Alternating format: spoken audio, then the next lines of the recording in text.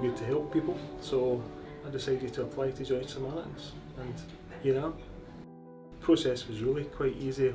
Did it online, and it chose my local branch, contacted them, and I had a reply very quickly. And luckily it was quite close to the selection process, so within 2 or 3 weeks I was here at Kilmarnock. Well, actually I heard about Samaritans through my job, my full-time job. Through the course of my day-to-day job, we come into contact with people that can be in real emotional distress. Generally our procedures are to signpost to Samaritans, so it made me wonder what happens next, and what I could do to play my part into helping people that really need it. Your training really starts once you become a Samaritan. Yeah, the training programme is wonderful. It sets you up for your first call. But once you've had your first call, that's when your training really starts. And you never stop learning. Every call is different. We don't always deal with people that are suicidal. We deal with all sorts of problems. And we have to be ready for that and deal with them and listen very carefully to what they have to say. Focus your attention on them. Show that you care and never give advice. Empathise as much as possible, but never give advice. Difficult to start with. It is very, very difficult because you naturally want to give people advice, but you train yourself out of that. You are there for them, but you don't give advice because it may be the negative thing to do. It may completely reverse what you're trying to do. I volunteered and asked to join Samaritans through family problems so that I could try and help other people with the experience that I had done at home in that way, family members. Training was hard, but it was well worth it in the end once you'd completed your Sit 1 and your Sit 2. The selection day when I went along, it was a general information session where it was explained a little bit more about Samaritans and what the expectation was in terms of duties and things like that. Well, at the end of the selection day, once we had our group activities, there was a discussion, a one-on-one discussion with one of the selection team members, where it was explained that Samaritans can come from all walks of life, and the only requirements is that you're able to listen and be non-judgmental.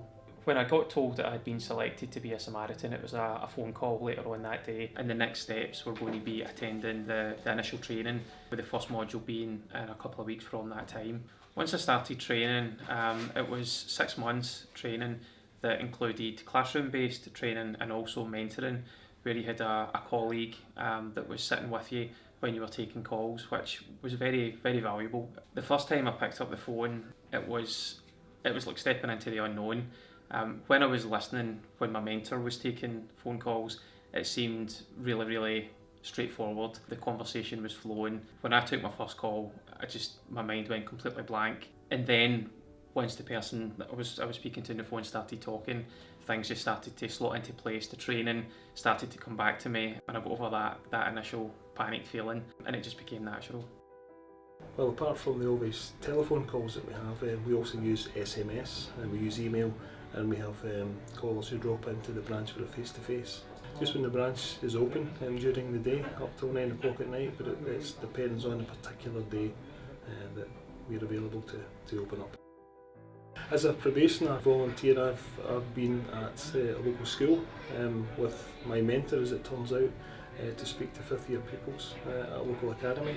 I've also did a mental health day with the same school and manned a stall there to speak to pupils and staff at the school about what Samaritans do.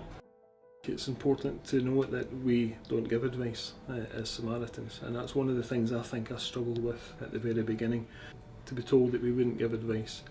But in actual fact, when you go on the phones and you complete your training, I think it's really important that when you give people the time and the space to speak on the phone and you support them with that, it's probably one of the most empowering things you can ever do as a Samaritan. And when we're talking to people, we make sure we have patience, we use open questions, and we reflect back to them. And we have courage, because sometimes we have to deal with very difficult situations. And we do that in a very sensitive manner, as best we can. And that's where the skill and the training really kick in. But you never stop learning. You always learn. Every time you come and watch, there's something different to deal with, and you'll learn. It's interesting being a support volunteer. I get to do all sorts of different things to help out the running of the branch. I get to go on school talks, which is quite important for the branch to get out there to let the younger people know who we are and what we do. I also attend information stalls, basically helping give out information about what we do, and it's very interesting and it's nice to get involved in something. Even though I'm not a listening volunteer, I still feel that what I do is quite vital to the branch. We go out to schools. Obviously children are an important part of this whole thing, where caring for mental health, because we've all got mental health, young or old. We go to prisons, the guys there, or girls, they're under pressure, they're at a difficult time in their lives, so we'll go out and we'll support them. I'm actually part of the prison team. I relate to that. I like the fact that we can go and support people. We actually have what they call listeners in the prison. These older prisoners, well, not older, they're just longer term in prison is what I want to say, because they're there for a while. And a lot of these people, they've decided that they want to turn their lives around, put more back into society. So we go and train them up as what we call listeners. And then as and when people in the prison, like perhaps people on shorter sentences, they're feeling a little stressed, they've got some problems, rather than talk to the authorities, the prison authorities, they can ask to speak to one of our listeners, who will actually go and have a one-to-one meeting with them. And I like the fact that we go in and we support what we are calling the listeners. It's good getting into the schools, as I say, telling them who we are, what we're about. Hey, perhaps they might decide to come along and become a Samaritan, or we plant their little seed in their head what we're about, what we do, and they might not need us in their teens or their 20s, 30s, but who knows, at some point in their life they might think, hey, I remember I've got a little bit of stress and I remember Samaritans, and I might just contact them.